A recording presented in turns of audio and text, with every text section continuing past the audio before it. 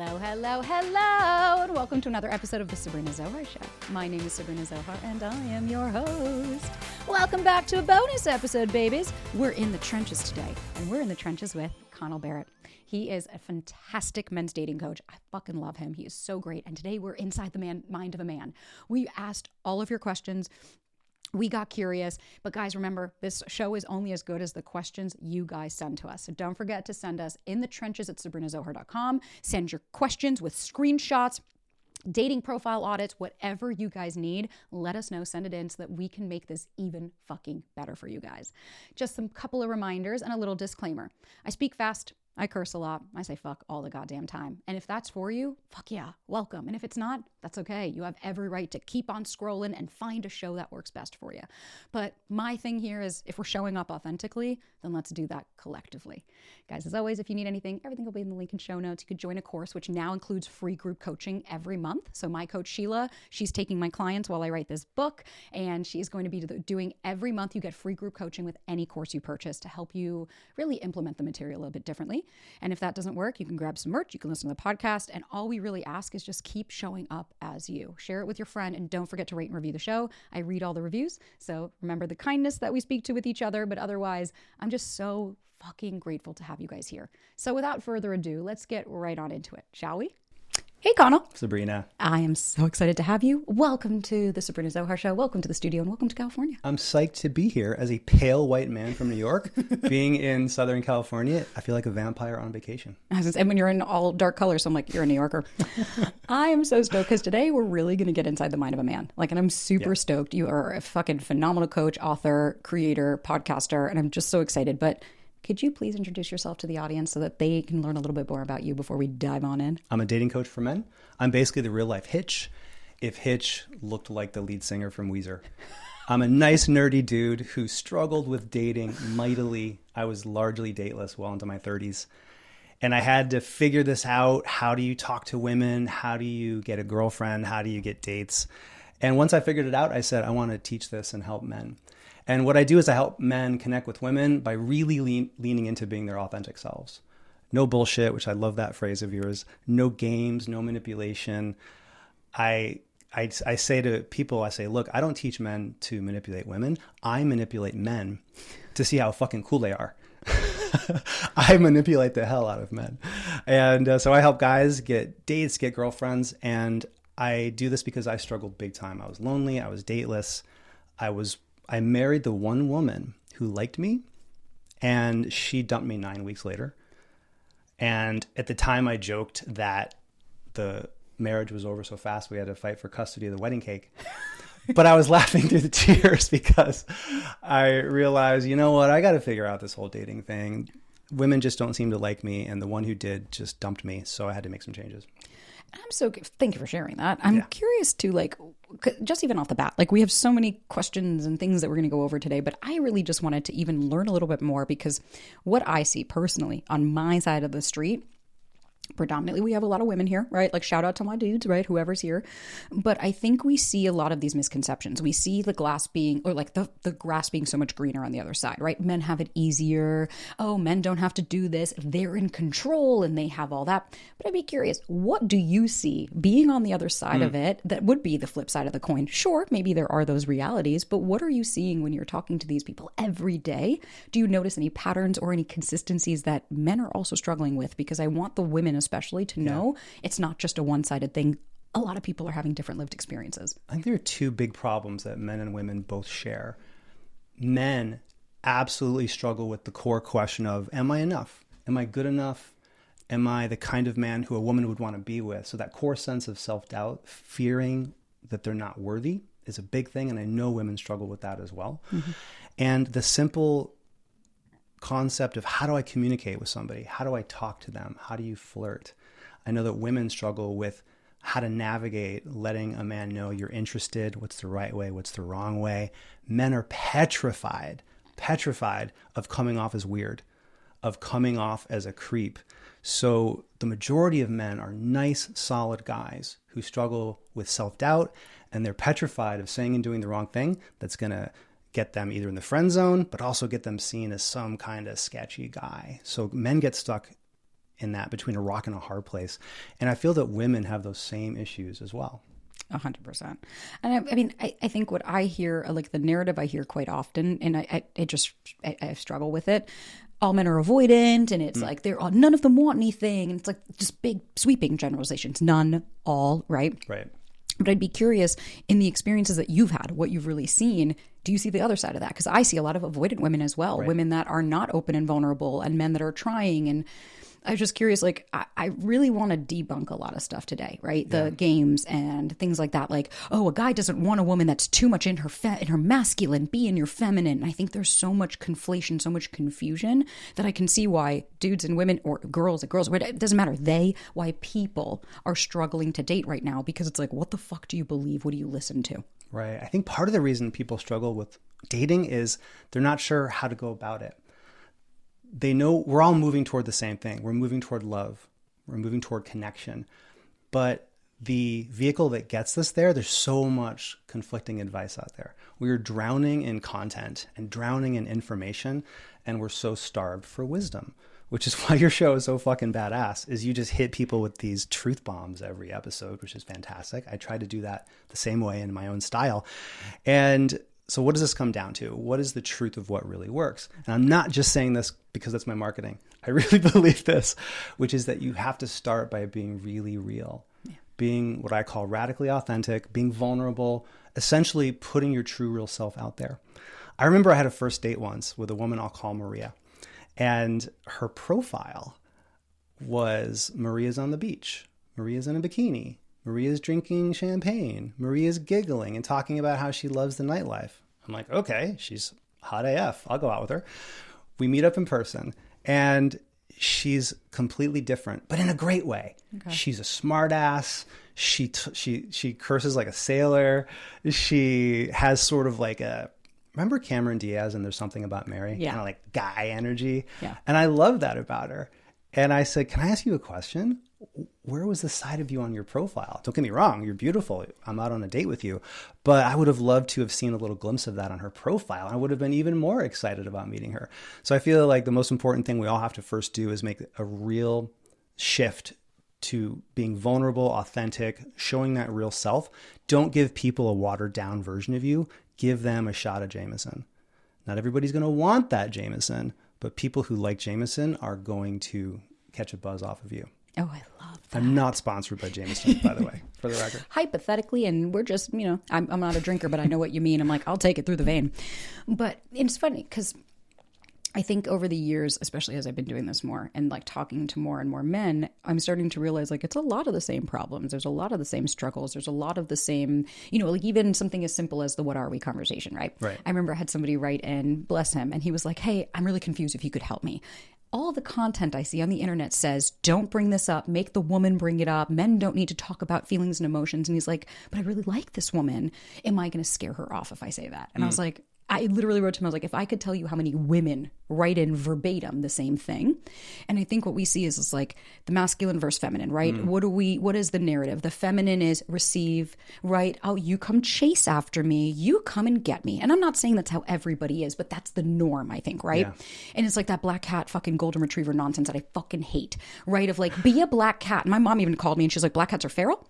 Black cats don't interact with other people. She's like, they're fucking street cats. Or let the man be the golden retriever. And it's like, but that's not every dynamic. Yeah. And I find, I'm so curious, like, because you chuckled, I'm like, what are your thoughts on that, especially with what you're seeing? Because like, I think that there are no rules. And like, I interacted with Ryan. I would text him first. It wasn't like I wasn't waiting, sitting on a fucking pedestal, waiting for someone to come and take me off the shelf. But I find that we're so polarized, masculine, feminine. How do I show up as this? Am I being too feminine? Am I being too masculine? As opposed to, does this work for me? Yeah. Do I enjoy this? It comes down to being overly worried about what you're trying to avoid and not focused enough on what you want to achieve, your incredible romantic dating outcome, finding that your person. And so we can get caught up in well, I want to avoid turning him off. I want to avoid coming off as too thirsty. With that woman, Maria, I want to avoid coming off as too much like a guy or a tomboy. But I would suggest to you that the person who's going to fall for Maria, is going to be that guy who loves that tomboy side of her, which when you combine with her other attributes, both physical and emotional, that creates this wonderful, unique cocktail, a Maria Tini, that nobody else gets to experience except the person who she is now, I hope, with, whoever he may be. And to your point, I just feel like we're so hyper focused on what we're trying to avoid that we don't just sit down and say, all right, what do I want? What do I want? Who do I want to be with? What is my ideal dating outcome? And how can I take proactive steps that move me toward that and not overly focus on what we're trying to avoid? So I take my guys out for these wingman weekends. We go to bars, we go to lounges. I'm literally side to side, shoulder to shoulder with them, helping them talk to different women. And I was out once with one of my very first clients. His name is Ken. And we're at a bar called the Brass Monkey in New York City. And Ken is a nice, nerdy, chubby guy. He's an associate professor.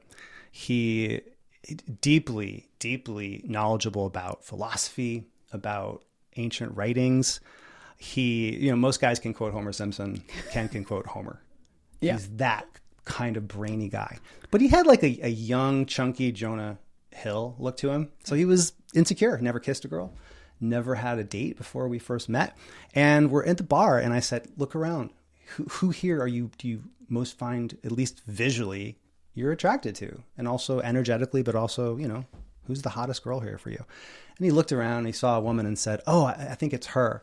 But I don't know what to say. What if this happens? What if that happens? Very avoidant. And I said, why don't, instead of focusing on what you're trying to avoid, why don't you focus on what you want? How could you make her smile?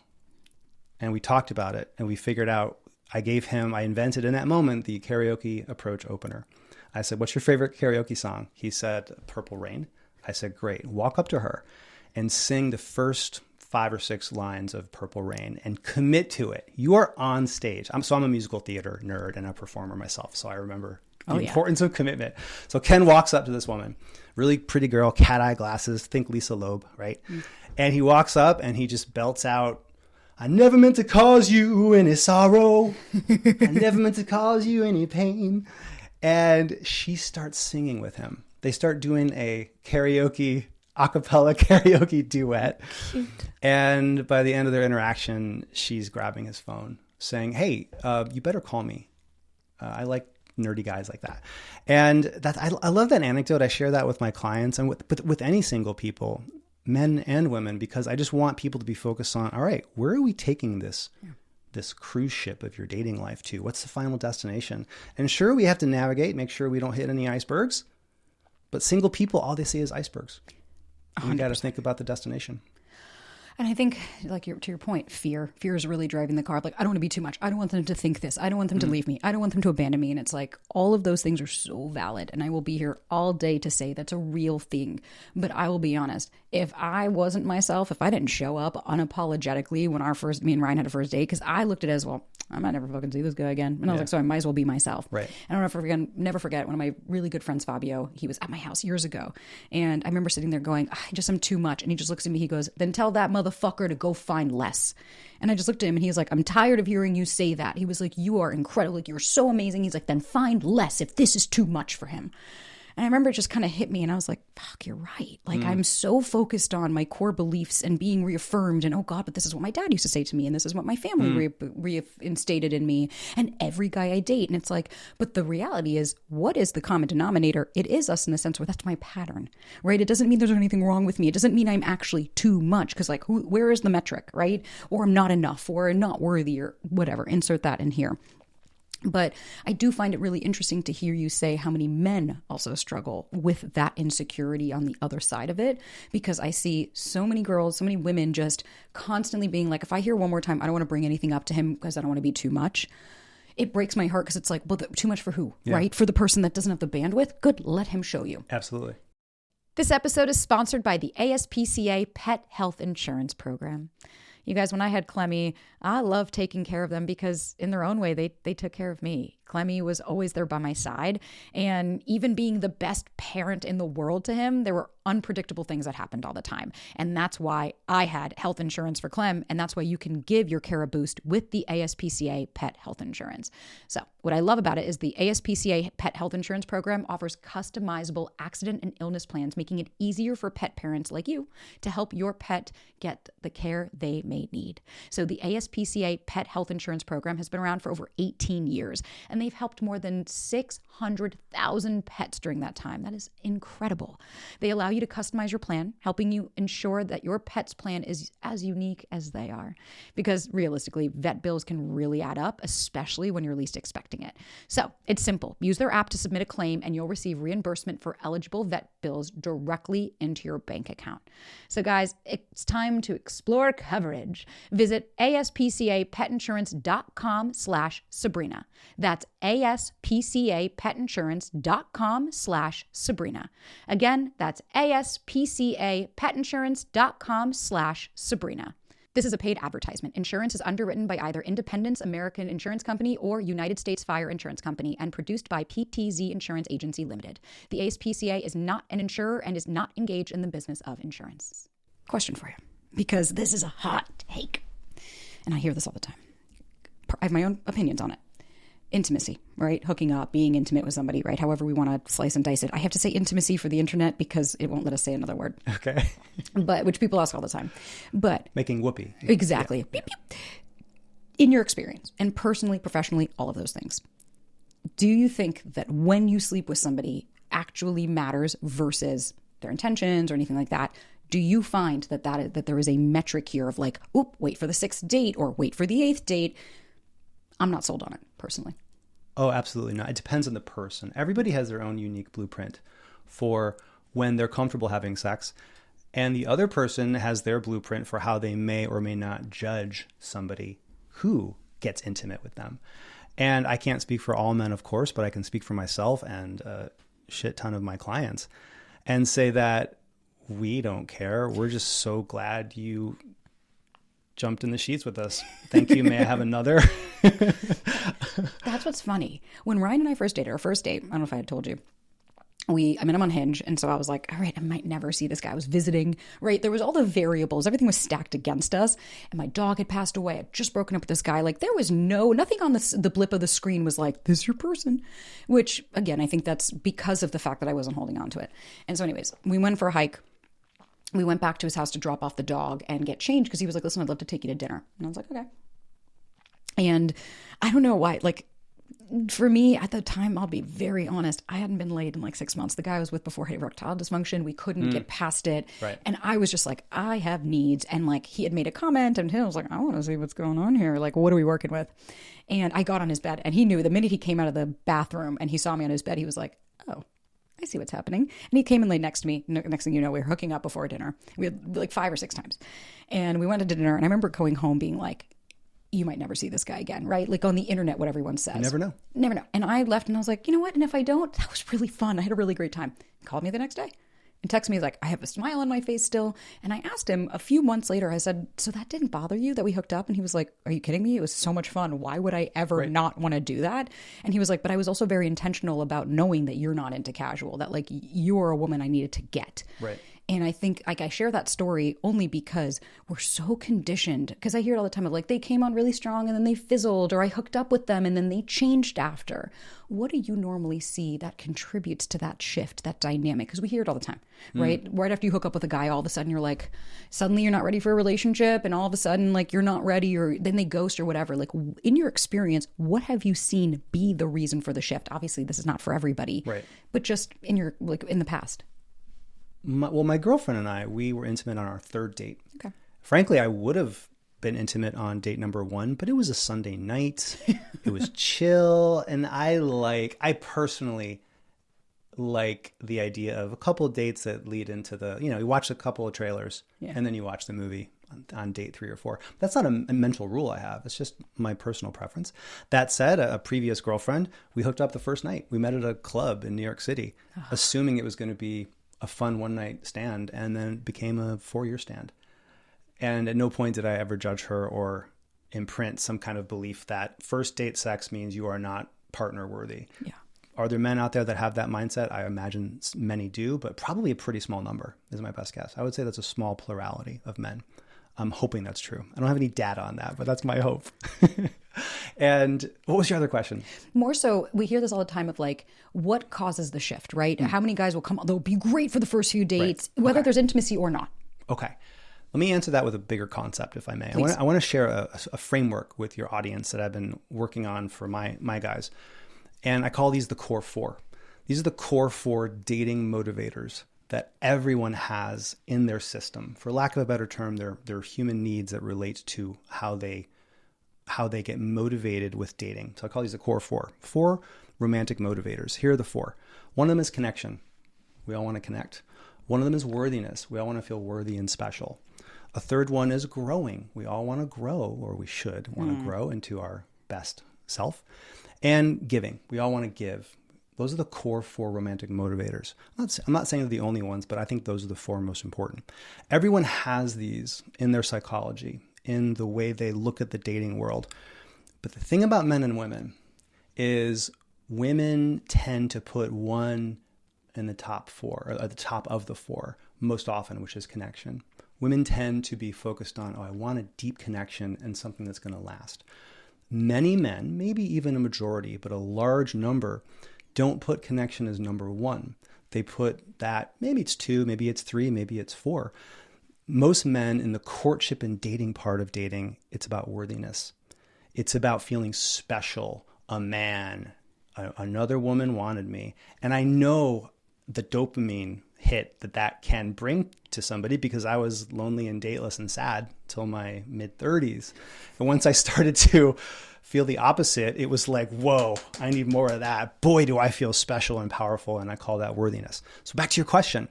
A woman and a man meet up. They have one or two dates. Maybe they hook up. The chemistry's incredible, kissing, making out, possibly intimacy.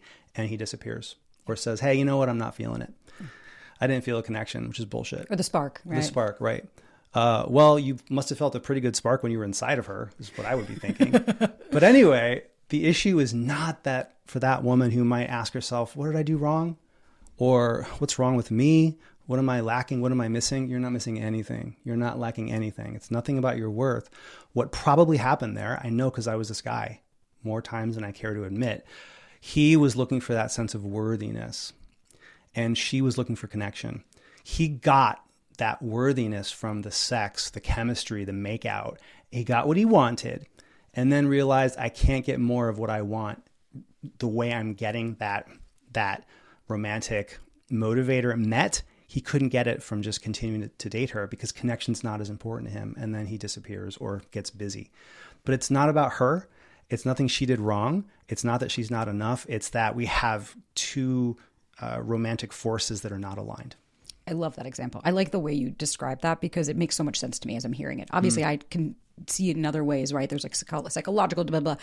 But that definition makes a lot of sense to me because it really has nothing to do with, oh, did I do something wrong? Am I not good enough? It's like you knew this person for maybe a month, right? Like maybe you had 5 dates total. Yeah. And what I hear, I think more often than not, and I'm curious the male, like what the men are experiencing, right? Because you get the other side of it. From the women's side specifically, right? Or in the gay community, right? I think it's like there's a lot of crossover there.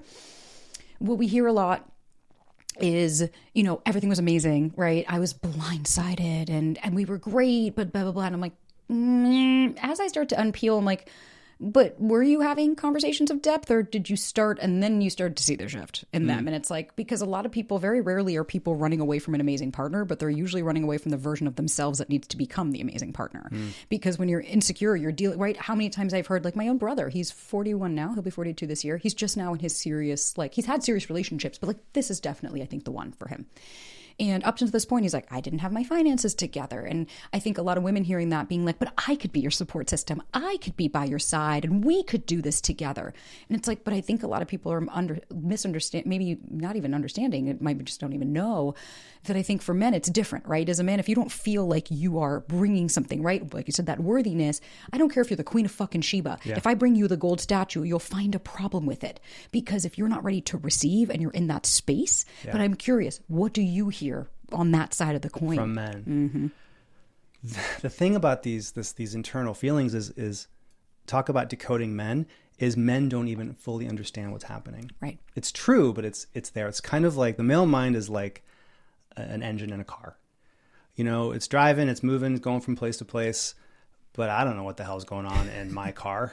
And women don't know what the hell's going on inside the men's engine, his mind. And most men don't either. I didn't either until I first started working in this area in my mid-30s, really my late 30s in a hardcore way. And so men actually don't even understand this, a lot of them, until we really talk about it. But it comes down to that idea that everyone needs to feel a sense of worthiness and specialness. What I found is that in dating, men prioritize that in a way that if you can help a man who you're attracted to feel really worthy and appreciated and special, you'll be able to perhaps give him what he wants, what he can also get from dating 3 other people, or hitting it and quitting it and showing his friends the photo of the hottie he hooked up with last night. And I'm not judging those things. I'm really not. But I'm saying there's different ways men can feel worthy. And if we can help that man feel worthy of himself and do it in a way that's about the two of you as a potential couple as you get closer, then you can give the man what he wants, that romantic, one of those core 4 things. And all of a sudden, he may not want to stray. Not stray is not the right word, but he might not lose interest so quickly because he's having that core need met. Right. And I know the power of feeling unworthy because I felt so unworthy. I felt so unworthy. A super quick story. So I never approached a single woman in my entire life until my late 30s. I was 38 years old. And I hired a coach, paid him $3,000 to boss me around, walk around a nightclub in New York City and talk to women. And before we stepped out onto that rooftop bar in 2009, I said, excuse me, I'm just going to go to the restroom. I'll be right back. And I went into the men's room stall, and I'd never approached a woman before. And I had a panic attack. I started hyperventilating. I wasn't drinking, but I essentially puked up stomach acid, and I had a panic attack. I told myself it was butterflies, it was performance anxiety, but man, it was really intense. And I now realize, what was happening was I thought I was about to find out, Connell, do you have worth to the opposite sex? Are you good enough? And that is such a core universal question that we all ask ourselves. So if I could go back in time and talk to my younger self, I'd say, no matter what happens tonight, you're just talking to people. You're just meeting women. Some will like you, maybe some won't, for sure. And there's really nothing at stake here. So I want anybody who ever doubts their worth and value to understand that, yes, it feels good when you can get it from that external source. Nothing like that incredible, that man looks at you the right way, that first kiss, that sense of, wow, he really gets me. I'm not saying don't let that feel incredible. Absolutely. It's part of what makes being alive so worthwhile. But I don't want single people to go through life in their dating life feeling like a solar powered structure where we only get that sense of warmth and energy from others. I want you to have that nuclear power center coming from inside. First, understand your own worth and value.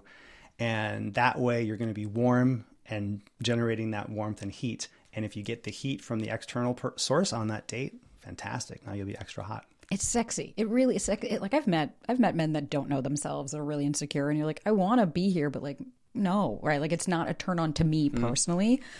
But okay, we have a lot of audience questions we're going to get to. But before we get to that, I wanted to ask one final question. Yes, ma'am. This episode is sponsored by BetterHelp. Yeah, who's your support system and how have they changed your life? I'm genuinely curious. Who do you turn to? Right? For me, I genuinely didn't have anybody for a long time. I didn't feel safe to turn to anybody until I found therapy. And therapy can really be a source of support for any area of your life because you get to shift from doing it all to knowing that we're better when we ask for help. Therapy literally changed the game. I joined BetterHelp in 2018 during my breakup, and my therapist was always there for me because I genuinely didn't have anybody else to turn to. And we tried different modalities, and I have been through about 4 therapists on BetterHelp, and all of them in the last 7 years have helped me in a completely different way. And that's why I love the app. It's completely online. They make a therapy affordable and convenient, and they serve over 5 million people worldwide. And you can easily switch therapists anytime at no extra cost. It's kind of amazing. So guys, now you can build your support system with BetterHelp. Visit betterhelp.com/Sabrina to get 10% off your first month. That's BetterHelp, HELP.com/Sabrina. Outside of this, is there anything that you would like to tell the women that they don't know, perhaps about what you see every day? Or if you could be like, God, if I could just squeeze you, like, what would you like to say? We love it. Men love it when a woman starts a conversation with us, or makes it very obvious that she would like us to start a conversation with her. We appreciate it so much. Here's a quick story. I'm on the subway in the early teens. I'm with my nephew and niece, of all people. And this very attractive woman looks over to me, and the announcer had just made an announcement, and she tapped me on the shoulder and said, "Hey, did you hear the announcer's accent? That was a Jamaican accent." It's like the biggest non sequitur in ice-breaking history. And I didn't care about what she was saying to me. I was just happy a really attractive, stylish woman was talking to me. Plus, I look good in front of my 16-year-old nephew. Like, whoa, Uncle Connell's a badass. And clearly, she was making some sort of romantic icebreaker, I felt. Yeah. And that felt incredible. I still remember it. It doesn't happen often because women typically don't do it. So any woman listening to this, if you've ever thought, no, I can't talk to a man first because that would be too masculine and I would be coming off as thirsty, we love it. We love it. It could be as simple as, hey, excuse me, sir, I just want to say I love your tie. Or you have really good style. I like those shoes. It doesn't have to be something super sultry and romantic. It can actually be, it can and should be G-rated. Here's why. As men, we are so afraid that we're going to say or do the wrong thing, that we are going to come off as weird or creepy. And that is coming from a good place. Men are mostly healthy psychologically and mostly not awful narcissists. So the men who are the good guys, we just don't want to bother you. But at the same time, we can overlearn that lesson. So if you can give us a little signal, hey, I really like your outfit, or you have a good sense of style, or ask a question about our tattoo or something, oh man, we'll run with it. We can then take the lead. Yeah. Some of us are afraid to ask you to dance, but if you let us know you want to dance, then we'll start taking the lead. It reminds me of Matthew Hussey, was it like dropping the handkerchief, right? Like exactly. Dropping the handkerchief to let them know. I always did that. Like, cause I get nervous. So like when I was single, when I see a cute guy, I would do the like, nope, don't make eye contact. You're going to turn to stone. But I would usually find something of like, I remember starting a conversation so many times of like, oh, you have the new Whoop. What do you think of it? Like, do you like the new update? Right. And I could gauge, like I had one guy like took his headphones, like, what? And I was like, you could tell. I was like, just asking about the, told it and then put it back in. And I just went, right. Like went right back to my thing. You didn't give me the yes to continue this on. But I can't tell you how many dudes will just turn and next thing you know, you're talking for 25 minutes and you're like, hey, I live down this, do you want to right. And then it just happens. It doesn't mean that it's always going to. Right. Because I get this a lot too of like, where can I go meet like the men that are intentional? Where can I meet a man that wants what I want? It's like, there's no fucking store. There's no one place that you're going to go where you're like, here's where all intentional people that want a relationship go. Dating apps have them. In person you have them. But there's this weird fetishization of like, I don't want to meet anyone on an app. It's like, what's the connotation with it? Versus, well, it's just another modality. It's another way to meet people because being rejected in person feels really awful sometimes. When a guy puts their headphone back on while you're trying to talk to them or says my girlfriend and you're like, God damn it. Right. And you just feel like an idiot. It's like, so I think there are different ways that you could show up and not be scared to text first or to be like, hey, I'd love to go out for a drink. Like, do you want to hang out? If they don't take it from there, enough said. If you're tired of the dating apps and you just can't find good guys, here's what you do. The next time you see a man out in the world who seems like he might be your type, break the ice in this super simple way. 3 options. Give him a specific, sincere compliment. Yep. Ask a question that makes sense in that environment. Coffee shop. So what are you thinking today? Iced coffee or hot coffee? It can be as simple as that. Or observe something unusual that stands out and call out that unusual thing, whatever that might be. I guarantee you that every single man will be appreciative that you did this. He may or may not be single and available and interested, but nobody is going to say, what? How dare you give me a compliment or ask me a question? It's essentially rejection proof. And what you're opening yourself up to is giving yourself and your future partner, whoever he ends up being, a rom-com movie moment. I love rom-com movies. I did that. I did that in a workout class when I lived in Venice. I remember being with my friends right before we went in, and I was like, you know, kind of woe is me about my dating life. And we walked in, and it was like, as you're working out, like he came in like a minute late, and all of a sudden it was all women. And he's the one guy. He's like the 6'3", gorgeous guy. And I remember just the whole time watching him and being like, oh my God, I need to fucking talk to him. But he wasn't giving me any cues, right? Like I wasn't picking up, and which I'll explain after. But then he was at the front desk, and I don't know where this came from. All of a sudden, I just went up and I was like, so the only straight guy in a sculpt class, huh? And he just turns around and he's like, so you saw me struggling. And that was it. Then next thing you know, we're talking. 20 minutes later, we find all these commonalities. We ended up spending the weekend together. I went to visit, like, the show goes on, right? To your point, he wasn't emotionally available. Like, he enjoyed that moment. We had a great time. And then that was it. It was the end of this little situation. And it taught me a lot. But I asked him later, I said, why didn't you approach me? And he was like, it felt uncomfortable. He's like, I'm in a workout class. It feels like that's not appropriate. I don't want you to feel objectified. He's like, I saw you, but I wasn't going to make it a thing. And he was like, and I just figured if somebody wants to talk to me, they will. And it's really where I stopped, and I was like, there was nothing negative about me going up, because then he got my number. He called me that afternoon. He planned the date. We went out. Like, he took the reins, but he needed me to drop the handkerchief to let him know, hey, you can talk to me. Otherwise, what happens? I leave going, oh my God, but who is he? How can I find him? I'm never going, right? I would never have probably connected with this guy because he just so happened to be at that workout class the one time that I went in. Beautiful. Drop that handkerchief. And I love that because, again, the thing that stops men from approaching women is that fear of, if it goes wrong or she doesn't like it, I'm unworthy, or I'm a creep and a weirdo, which is another form of unworthy. Canceled, right? Exactly. Right.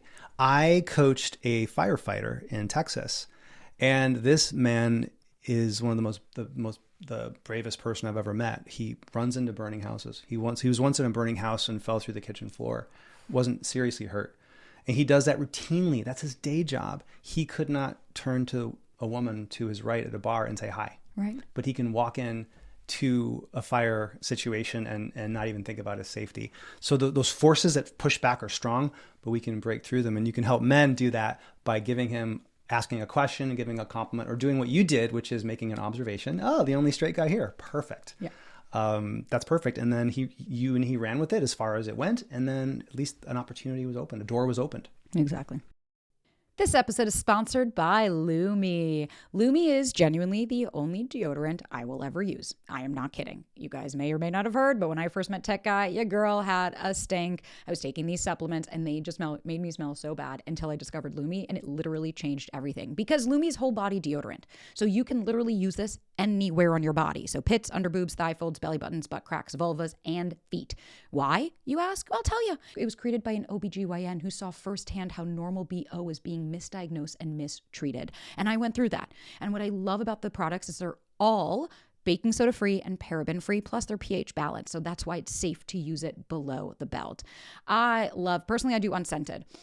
I love it. I have the spray, I have the cream deodorant, whatever I need. I have the travel pack. It literally will never be without Lumi, and I cannot recommend it enough. Guys, Lumi's starter pack is perfect for new customers. It comes with a solid stick deodorant, a cream tube deodorant, and 2 free products of your choice, like a mini body wash and deodorant wipes, plus free shipping. As a special offer for our listeners, new customers get 15% off all Lumi products with our exclusive code. And if you combine the 15% off with the already discounted starter pack, that equals over 40% off their starter pack. Y'all, that's pretty rad. So use the code Sabrina for 15% off your first purchase at lumideodorant.com. So again, that's the code Sabrina at LumiDeodorant.com. Y'all, please support our show and tell them that we sent you. Smell fresher, stay drier, and boost your confidence from head to toe with Lumi.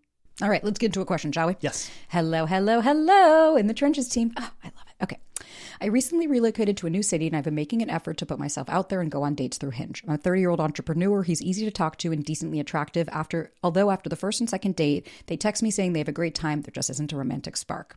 So it stops. I understand not everyone you go on a date with will automatically have chemistry with, but I'm seeing a trend and I'm not sure what I'm doing wrong. Maybe I share too much about myself too fast. Take the mystery out of getting to know me. Any advice would be appreciated. Jake. Great question, Jake. Okay. So if you get the whole, I'm just not feeling it, the dreaded friend zone, then you want to look at 2 things. You want to ask yourself, Did I walk up these, what I call these romantic escalators? Did you ride up these different escalators? And basically, did you flirt? Did you make a move or two? Did you give her a verbal compliment, clearly showing that you liked her? Saying, hey, you're charming, you're sexy, you're cool as fuck, whatever it might be. Did you touch her? Yeah. Or did you treat her like she's your second cousin or the nun, like from grade school? Did you have a little bit of physical touch and also some nonverbal things? Did you say, yeah, great, great? Or did you say, I'm sorry, you distracted me there. I was looking at the way you were just biting your lip. Sorry, what was that? Did you use your voice and eye contact? Basically, did you put some moves on, right? If Jake is not putting the moves on, he just has to essentially lead the flirting dance with more intentionality. If he did those things within reason and he got the whole, hey, I'm just not feeling it, then there's nothing that Jake can do differently. It might just be that she sees him as the Beatles and he's the Stones, but the Stones fucking rock. It's just different, she likes tacos and he's pizza. Yeah. What's most likely is he's probably literally or figuratively sitting on his hands, not flirting, not doing what I call man-to-woman communication, which is, I'm a man, you're a woman, let's communicate that way and see if we have a spark. He's probably being really safe and treating her more like a friend. Yeah, I would say, because especially when he said, I'm sharing too fast, take the mystery out of getting to know me, and it's like... Oh yeah, no mystery. Don't worry, fuck mystery. Exactly. I was going to say, what also could be is like, here's the kind of like the monkey wrench is like, some people aren't ready to receive that, right? There are some people, like I have been her in my shit when I was in my heyday, where like the unavailable, like the tall, attractive, right? That was my type. I'm not saying everyone has to date fucking the same kind of person, but this is what I wanted. So when I met somebody that was great to me, nice to me, there was no guessing game. It was my core belief. I was like, I'm not worthy of this, right? Like this is too easy. No, then you must not be anything. And that could sometimes, I'm like, I don't know, right? That's the thing. We don't know what the other person's experience is. Yeah. But I would say a couple of things for him. One, I would look at like, are we being a better buyer, right? Like what are the connection points? If you're on Hinge and you're matching, it's like, listen, you're going to have shit ton of dates. Let me just say, I lived in New York for 12 years. I can't count on my hand how many dates I went on anymore. Like it's beyond me. And then when I moved to LA, every night, right? You're going on a date, there are going to be so many people that aren't going to work for you. And it's totally normal. But like you said, if there's a pattern and we're starting to see what's happening, is that what you usually see? Like when people get friend zoned or like, I'm not feeling the spark. Is that normally what you see where there's like a disconnect with the way they're flirting or connecting? Yes. Yeah. Yes. I hear from guys saying, oh, I keep getting the whole I'm not feeling it thing. And I'm like, well, when did you go for the first kiss? I'm waiting until date 4. Right now. I'm like, geez, why don't you just date women at a nunnery if that's your move? I mean, come on. It's dating. It's a dance. Go for something. I'm not saying go for some quick makeout 5 minutes in or do something to make her uncomfortable, but dating's a dance. Lead that dance with some flirtatious energy. I love a touch, even just like on the shoulder, right? Like if on the like some kind of like, I'm here with you. Right. I'm with you. Okay. Ready for another? Do it. Okay. I found your videos on Instagram and holy shit, they've been transformative. Thank you. I swear I don't have these in. So I have a unique situation that you may be able to get some context out of. So right around Christmas, I met someone online. She became, I think this is a Bentley. It's a man. So it might be this is perfect. Okay. Right around Christmas, I met someone online. She became a widow last year and I left a relationship in mid-October. The intention was just friends. Okay. As we exchanged messages, we noticed a connection and exchanged numbers. Texting became making plans to hang out. After hanging out the first time, we noticed that this may be more than friends. We decided to explore these feelings and went on a date, and they've been great. The two of us had a conversation about continuing to explore things, expressed that we wouldn't date anyone else, and continue to take things slow given our situation. I guess you could call it soft commitment. Okay. Fast forward to last weekend when I got a message from her expressing that she may be slow to responding to me. She went through her husband's stuff to get rid of, stirred up some emotions. She expressed that she didn't know where that left us. I told her to take the time that she needs and to reflect on it, expressed how there were probably a ton of conflicting emotions that I can't begin to imagine, expressed how I would give her space by not texting during this time because I didn't want her to think I was a nuisance or try to influence her decision. Told her that the lack of contact wasn't a lack of interest, but putting her needs in front of my own, and that I don't expect her to be fully healed, but if she takes some steps towards healing, then I'll be more than happy to continue things if she chooses me. Basically, I'm not going anywhere and to take the time she needs to sort it out. She was appreciative of what I said. In the meanwhile, I've been reading about dating as a widow to gain some insights into what she is going through. 6 months ago, there would have been an anxious attachment and I probably would just text for the sake of texting to get validation. Going from texting all the time to zero communication has been jarring, but I want to respect the space and not put pressure on her because I don't want to fumble this. I've had weak moments where I tried to put stock if she liked Instagram stories that I posted. Thankfully, I was just able to remind myself that it wasn't indicative of her feelings about us. Just like just that she liked whatever the hell it was that I posted. It hasn't been easy because can I talk? It hasn't been easy because anxiety and ego want to rear their ugly head. I had to remind myself that those feelings won't get me anywhere. If things don't work out, that's fine, but I don't want to be doing things I sabotage. Anyways, that is a fucking minefield that I'm navigating. So I want your thoughts because I've dated a widow. I understand this. Okay. What did you hear? Bentley is the Writer. male writer. One of the cliches we hear a lot in dating is, oh, I'm just not ready to date, which is usually code for, I'm not feeling about you the way I want to feel. In this case, I'm hearing that actually, in this case, that is true. Yeah. She's still dealing with the loss of her husband. And this might sound like counterintuitive advice considering what I said in the last segment, but be her friend or offer her friendship. I think the core male-female connection can and should involve just simple human friendship, being there as a person. And if she is not looking to date or needs to take a break from the path of romance that they were on, then a friend would say, I totally understand. I'm here for you as a friend to talk to you if and when you want to, or if you need space, I'm here for that as well. I dated a widow once. It was like 3 years after she had passed, but nonetheless, like it's still really tough. He had a daughter with her and everything. So like I understood that. It was cancer. So like she was like 30. It's like, it was so sad. And I remember when we first dated, like he was super gung-ho, and then like we were like finally intimate, and you know things were getting like progressing, and we were starting to have different conversations about where we were going. And he called me one day, and he was panic attack, full on. And I get it. Like I don't think he stayed single for like 2 years after, so I don't think it was another girl. But he was very honest, and he was like, "There's a guilt." He was like, "For me to move on right now and see a woman," and he was like, "I have to potentially like put her photos away now." And he was like, "I'm not ready to let go of her," and the fact that she's my daughter, my daughter's mother.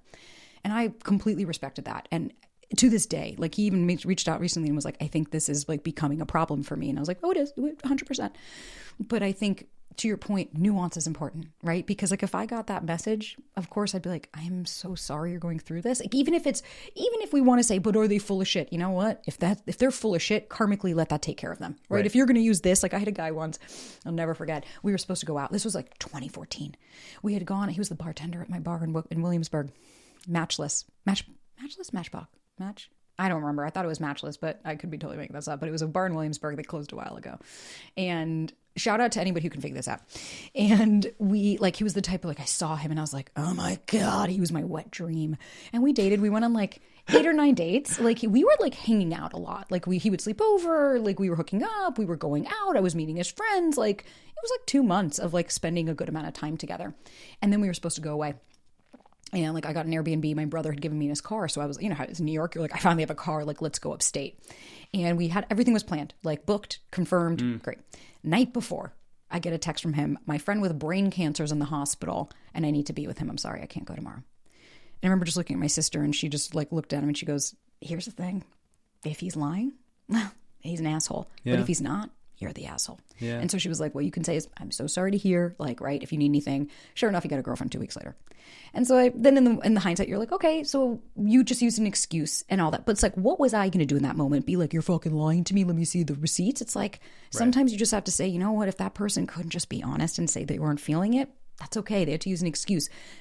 I don't believe that this woman's using this as an excuse. I don't either. I know this is a game of telephone to an extent, but everything Bentley describes sounds completely genuine and real, and you just give her love, not the romantic love. You give her friendship love, human love, and say, hey, I'm here for you if and when you're ready for anything.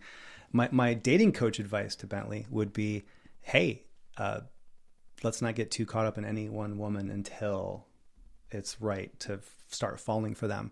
So I would say if you are still single, then go out and mingle. I mean, I would definitely say that, honestly, to my girls, my guys, my vays. I don't care, to anybody. Like, I hear this all, like, they were great for a week or 2 weeks or 3 weeks, and then they completely shifted, and I was blindsided. It's like, even 2 months, 3 months, you don't know this person. Right. You're still getting to know them. We need to see consistency over time, not just, oh, well, for 2 weeks they were great, and then they suddenly shifted. It's like, suddenly they weren't consistent. Right? Right. You want to do a profile? Yeah. Okay. Let's talk. Hey, Sabrina and Connell, I want to add some context to my profile. I haven't been getting the kinds of matches that I want. I want someone with depth and committed to their faith, Christianity, in parentheses. Okay. I've been struggling with finding how to present my depth in an approachable way. My guy friends told me I had too much writing on my profile, and so this is a shorter revamped version. Okay. So I'm going to show you the first photo. Okay. Right. And Can I say your name? Yeah, Jenna. Great. So Jenna, we have her photo. Just so you guys know, for your privacy, we're not going to blast you guys out, but I want you to see the first one. Then we have, which do we have in common? 1, weightlifting regularly, spending weekends outside and ignoring our phones, enjoying cooking and dancing around the kitchen. Okay. Then we're the same type of weird if you will go skydiving in the morning and the opera in the evening. Okay. And then we have photo. Nice. Man photo. And then the one thing I'd like to know about you is what's a book, movie, podcast that forever changed how you view the world? Okay. Then we go photo. And then the way to win me over is go salsa, bachata. Bachata? Am I an idiot? Salsa dancing with me on Saturday and church with me on Sundays. Seriously. And then it's project manager, University of Dallas, Christian, life partner, monogamy. And then we've got another photo. We've got a dancing photo. Okay. This episode is sponsored by Hero Bread. I love Hero Bread so much. That's how I'm going to start this. It literally changed the game for me. 1, I never eat enough. So having the accessibility and enjoying like a nutritious breakfast sandwich on a bagel or some kind of like meal prepped enchiladas, that's what I love so much. And doing this mold detox, I had to cut sugar. And that was tough, y'all. But what I love is their baked goods are delicious and flavorful, but have ultra low net carbs, 0 grams of sugar, and are high in fiber. And they taste delicious. It is so fluffy. It is so delicious. And not to mention, my favorite part about it is their Hero Classic Plain Bagel has 4 grams of net carbs, 0 grams of sugar, and 19 grams of protein. Y'all, that's literally game changing. So for our listeners, Hero Bread is offering 10% off your order. So go to hero.co and use the code Sabrina at checkout. Again, that's Sabrina at hero.co. You guys are going to absolutely love this stuff. And what I also love is they have monthly small batch drops of indulgent flavors. So popular things like 2-gram net carb hero croissants and new surprises coming every month. Y'all check it out. Can I see the first photo again? Yes. 'Cause that's the most important one. Yes. Before I do that, actually, name 3 things you remember about her profile or her. I remember her smile. She had a very big, real, authentic smile. Okay. The skydiving specific jumped out to me. I liked how specific that was. And I saw a glimpse of what I think was a video of her dancing. Those are the three things that jumped out to me. Okay. Now I'm curious, totally unbiased as a dude. Are those 3 things that are strong enough to where you'd be like, yep? Or because remember, 60% of people make a choice within 2 seconds. Right. That's the main photo again. Right. What are your thoughts? There's a lot of areas of improvement. Right. Not that it's bad, but we can improve. Right. I would say, so here, I'm thinking of this through the lens of, okay, what are men looking for? Online dating is just marketing. You're not really dating until you've met the person. Yeah. So as a piece of marketing, I'm looking at this and I'm thinking, what is her market going to respond to? And I like the fact that she's got a nice smile. She's leaning forward. She's giving some rapport. She's saying, hey, let's have some rapport. I would like to see a little bit more adventure, a sense of rugged adventure. I'd like to see a one photo that has some femininity because, hey, the masculine likes the feminine. The masculine likes to see the feminine out engaged in the world. Get rid of the photo of her in the bookstore or the library. Guys don't care about that. Yeah, I'm with you. And the same with the friend. It's like, again, I don't want multiple photos with sunglasses and a hat. I can't see you. What I would say too is like, I think what a lot of people, and this is just totally normal, right? This is very human nature. But I think a lot of people misunderstand perhaps the reason of a prompt, right? The prompt is to prompt a conversation. And right now it's like, okay, so which do we have in common? Okay, what if I chose weightlifting regularly?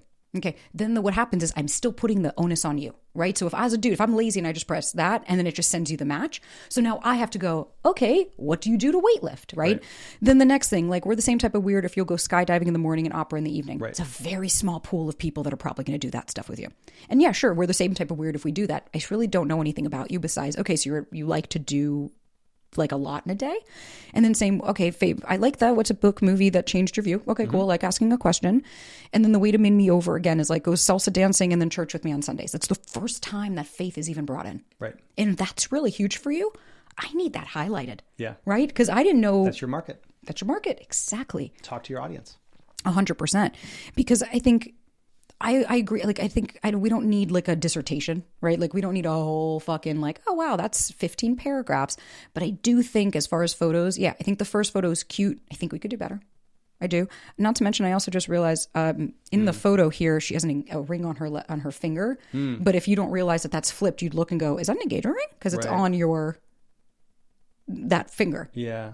I just noticed that really quickly. I was like, I didn't catch that until just now. yeah, but it's interesting that I'm like, huh. Yeah. Right. And it's like you said, it's a very sweet photo. It's engaging, but I think your first one, like you said, it's marketing. So if we're going quick and I'm just, right, I'm swiping all day. First 2 photos is what guys are going to see. Thank you. And the second photo, is that our second photo with Yes. glasses? Yeah, we can't have that in the second spot. Exactly. I think the first 2 photos, like the 1-2 punch, we need to hit them with a couple of shots, so to speak, that get them going, whoa, this is definitely my type. Go ahead. This is the same photo or same photo shoot. So that is the same one as that. Right. I looked and I was like, oh, you're saying wearing the same necklace, same earring, same shirt. Yeah. So it's just, we need a little bit, like you said. And then this, the library doesn't do anything. Like, right. So what Jenna or anybody can do is you can take these photos and put them on photofeeler.com. what's that? Photofeeler.com. It's a real website where it's an instant focus group for your photos where they're judged on attractiveness, on intelligence, and on trustworthiness. Oh shit. Yeah, I have all my clients do it. It's so hard to know what photo is going to work, and you're never really going to know until you launch it on that given app. But what I love about PhotoFeeler is you can get some solid, real evidence, and these are real people that are judging them. And so what I would suggest Jenna do is take these photos, and PhotoFeeler is about testing portraits, because the first 2 photos of your profile should be portraits, and they should be fan-fucking-tastic, attractive, swipeable. And chances are she just took some photos and threw them on there and, swipe and hope, right? Nothing wrong with that. I used to do it too. But PhotoFeeler can give you some nice data and say, oh, hey, this one gives me a 8 out of 10 for attractive and 7 out of 10 for fun, and that will help give us a leading indicator. Typically, what works best on PhotoFeeler is going to work best on a profile. Oh, I love that. Yeah. Okay. That is a fucking insider tip. All right. You want to do one last question? Please. Okay. Please. Oh, last thing about Jenna. Please. You can have fun with the poll question. Yeah. This is my favorite way to do the poll question on Hinge. Choose any poll question. What does she have? Which do we have in common? Weightlifting regularly. A, spending weekends outside and ignoring our phones. B, C, enjoying cooking and dancing around the kitchen. So what we want to do is use the comedic device of the third unusual thing as the funny thing. Yeah. And come up with a third thing that is a complete, total curveball to make people smile and laugh. One that's worked well for me and my clients was, this is back when Taylor and Travis were in the news a lot, but it was like on our first date, we could A, go to a comedy show, B, get coffee, C, double date with Travis and Taylor. Or C, get matching tramp stamps. Right. Or I had good success with Taser Kanye when Kanye was going fucking crazy. Isn't he still? Though? When is he not? Isn't he still? But when he was trending. Yeah. So anyway, I love the poll prompt. Basically, you select, together we could choose 2 specific good first dates, ice cream, coffee, 8 weeks together in Paris. Right, yeah. What, too soon? Or meet my parents is a good one. And then you're making that person laugh and they think, all right, they may or may not be the one, but I'm going to have fun with them. Swipe right. I remember I did a show called This Is the Worst, and the girls were so sweet. And she was like, could you audit my profile? And I was like, okay. And she's like, I'm just not seeing the matches. I went, this girl's beautiful, comedian, funny. And I got her profile. And I just looked and I was reading it and like, it was hard. I was like, you wonder why you're disconnected? She wasn't being funny? She thought she funny. was. Oh. No, she thought she was. And it was like, first of all, the photos were very like, sexualized. And I was like, okay, first off the bat. But then it was like, dating me is like rubbing a cheese grater on your ass.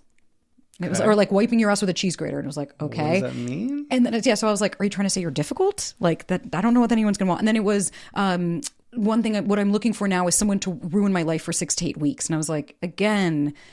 And she was like, I'm being funny. I'm self-deprecating. And I was like, but it's not landing. Yeah. Because then she went on this date and the guy was like blown away by how awesome she was, but then was like, I don't want anything. And it's like, but that's the problem. Right. You're getting these dudes that are like, she's hot, I'll fuck her. But and then they're like, she has no depth, right? Look at her. She's saying she's like a cheese grater and she wants someone to ruin her life for 6 to 8 weeks. Great. Yeah. She's looking for casual. So again, online dating, it's not really dating until you meet them. It's just marketing. And if your message is not clear, those jokes were not landing in a clear way. What was she going for?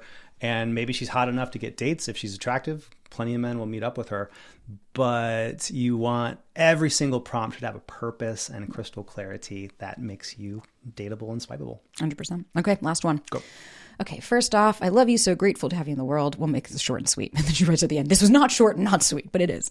Basically, I was in a 6-year relationship that ended in 2018, and I've been single up until last year, November. Now, I'm dating the most amazing guy. He's affectionate, romantic, gentle, kind, etc. But I'm overthinking like crazy and having trust issues. I protected my ex so much these past years that I didn't realize how much trauma I had because of him. He cheated and compared me to women, hid his phone. My current boyfriend is not like this. He's the complete opposite of any guy I've dated, which were versions of my dipshit dad, who was verbally and physically abusive to me. I get you, baby. I got one too. I'm in therapy and I've listened to multiple podcasts, including yours, of course, but still having trouble trusting him. We've been in a relationship for 3 months now, but dated 5 before becoming official. Okay, so I've been together for a minute. He does have issues communicating with me about his friends, which is why I'm triggered. He has a few female friends whom I have not been able to meet in person since they live in other states and only know of them because I see their name pop up on his phone. He tells me I'm free to ask him questions, but I would love it if he would just voluntarily tell me so I don't feel like I'm interrogating him. Once I reach a certain point of comfortability, I don't overthink it. Is it appropriate to ask to see these messages they've shared? Do I ask him to let me know when they reach out? Please tell me if it gets better. I don't want to lose this relationship because of my issues. He has done nothing at all to prove he's cheating. This was not short and sweet, sorry. So she's worried about her boyfriend's female friends. Yes. I hear this all the time. Okay. She's asking, is it okay for me to ask to see those messages? Yeah. No. Thank you. Yeah. No. I was like, no, it's not. You could talk about the topic and bring it up in a way that's a little bit cagier and ask in a genuine, sincere way. Tell me more about you and Beth and how you know each other and some fun stories. She might be able to get some real insight from him if she'll just, I don't think it's interrogation. With all due respect to her, I want her to feel like she has permission to ask sincere, well-intentioned questions about her man and the people in his life. And she can take his answer and understand the context and what he says and sort of gauge what the situation is. But bottom line is plenty of men, probably most men, have female friends. I have many female friends, some of whom are exes, some are just friends. And I'm lucky. My amazing girlfriend, Jess, is not only is she cool with them, she's met some of them and thinks it's great. And I know a little bit about her exes. So no, don't ask to see his phone. Don't look at his messages. See if you can get him to offer something in a way that by asking in a curious way about his friendships with them. Yeah, I was going to say, Ryan, to this day, he'll tell, like, I see him texting, I'm like, who is that? And he's like, oh, it's like somebody from college. I don't know who this fucking person is. But it's also like, well, I have a lot of people from my past. I have guys that I dated that reach out. Doesn't mean I'm doing anything with them. It's like, I respect my partner. I'll tell him, right? Like, especially if an ex reaches out or somebody from the past, they love to reach out now and be like, wow, congrats on everything you're going through. And I'll tell him the first thing, I'll be like, guess who reached out? And he'll just look at me and be like, oh, okay, thanks for letting me know. He doesn't give a shit because he knows that, like, he trusts me as his partner. And what I would say for her, trust is huge. What I would say here is a couple of things that I'd be curious for her just to get curious about is, one, when we get that trigger, what's causing that, right? Is there like can I talk? One, what is the narrative, right? So if he gets a text and you see his phone light up, is it instantly like, oh, I knew he found someone else, right? Or he's probably talking to her, or right? What narrative are we conflating about a text that comes up on his phone? Because if we have zero facts to back this up, I'll never gaslight anyone and be like, hey, you're making this up. It's like, no, if you are coming to me saying, he's being dicey, he's not willing to talk to me. It's like, these people don't live in the state. What do you want him to FaceTime so he could be like, look, okay, here's my girlfriend. It's like, you might meet these people over time. Ryan and I are going to a wedding of one of my closest friends from Venice. He has never met either one of them. And we're going to their wedding. I have never met her partner, but she and I have always had a strong bond. She lives in London. We're not next to each other. I'm not going to sit here and be like, let me show you all about my friend. I just don't, right? Like, until it comes up where I'm like, hey, we got invited. Okay, let me show you about my friend.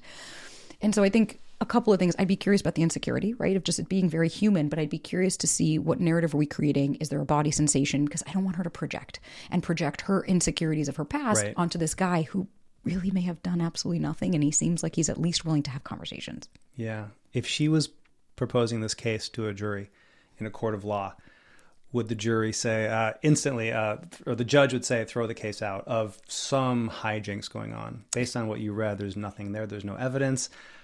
These are understandable stories relating to her understandable insecurity, it sounds like. But I just say, treat it like you're in the courtroom. Is there anything I know that I should be worried about? Barring that, barring text messages popping up on his phone, oh my God, that was so hot last night what you texted. Unless she sees something like that, let it go.